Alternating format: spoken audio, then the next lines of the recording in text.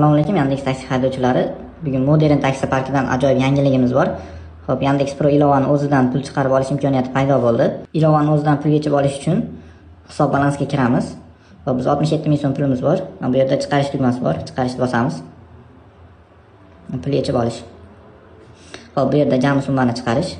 Pul tushirish uchun rekvizitlarni kiriting. Shuni bosamiz. Rekvizitlarni boshqarish.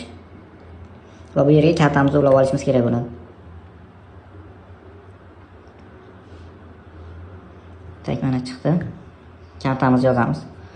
67 07 03 tak switch. Sabyan bekitib turaman.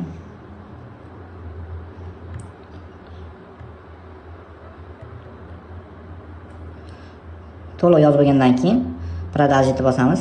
Ulangan nomerga SMS boradi. Mana kod keldi, kodni sразу kiritib подтвердить bosamiz. Xo'p, karta успешный ulandi. Zakrit qilamiz. Chiqamiz bu yerdan.